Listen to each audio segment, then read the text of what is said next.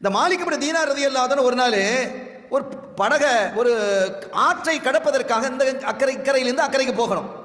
அதுக்கு கூலியாக ஒரு தீனார் வாங்குவாங்க. ரொம்ப தூரம் போய் அதுக்கணும் தங்க காசு ஒரு தீனார் கொடுக்க வேண்டும். இவங்க ஒரு ஹியாலத்தை போய் என்ன செஞ்சிட்டாங்க, படகுல ஏறிட்டு போறாங்க. போகக்கூடிய வழியில இவங்க யாருன்னு அந்த படகுல இருக்கக்கூடிய யாருக்கும் தெரியாது, எல்லாம் முஸ்லிம்கள் தான். படகுல இருக்கக்கூடியவங்களுக்கு அந்த காலத்துல மாலிக் இப்னு தீனார்னு கேள்விப்பட்டிருப்பாங்க, ஆனா யாருன்னு தெரியாது. இவங்க வந்து என்ன செய்றாங்க, படகுல ஏறுறாங்க. படகு போகுது, கொஞ்சம் நடுக்க கிட்டத்தட்ட சென்டருக்கு வந்தாச்சு. ஆத்துல வந்ததும் அவர் படகோட்டி என்ன செய்யறாரு, எல்லாரும் காசு தாங்க அப்படின்னு கேட்கிறாரு. அப்ப எல்லாரும் கேட்ட உடனே எல்லாரும் ஆளுக்கு ஒரு தீனார் கொடுத்தாங்க. இவங்க பார்த்தாங்க, இவங்க நினைச்சாங்க நான் ஃப்ரீ நினைச்சேன் அப்படிங்கிறாங்க. ஃப்ரீயா உங்களை தூக்கிட்டு போகணுமா, அப்ப என்னுடைய நிலை என்ன, காசு குடியா அப்படின்னு கேட்கறாங்க. இந்த காசு இல்ல, காசு இல்லைன்னா எத்தனை பேர் இருக்கிறாங்க, யார்கிட்ட கடனை வாங்கிதான்.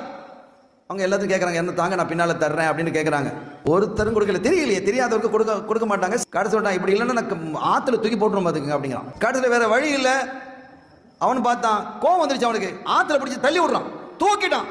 தூக்கி அப்படி வீசும் பொழுது பல லட்சக்கணக்கான பொடி பொடி மீன்கள் தங்களுடைய வாய்களிலே ஒவ்வொரு தங்க காசை வைத்துக் கொண்டு அந்த படகை சுற்றி நின்றது. அந்த தங்க காசுகளை கொண்டு வந்து இப்படி இப்படிங்குது, மேல தள்ளி இப்படி வருது, நீ என்ன எடுத்துக்கங்க. அவன் பார்த்த மக்கள்லாம் பார்த்து திகைச்சு போயிட்டாங்க, யார் இவரு அப்படின்னு. அதுக்கு பிறகுதான் இவங்க மாலிக் இப்னு தீனார் என்று தெரிந்து அவங்ககிட்ட மன்னிப்பு கேட்கிறாங்க. நடந்துகிட்ட இந்த முறை அல்லாஹ் தன்னுடைய அடியார்களை எப்படியெல்லாம் பாதுகாக்கிறான் என்பதற்கான வரலாறு சான்றுகள்.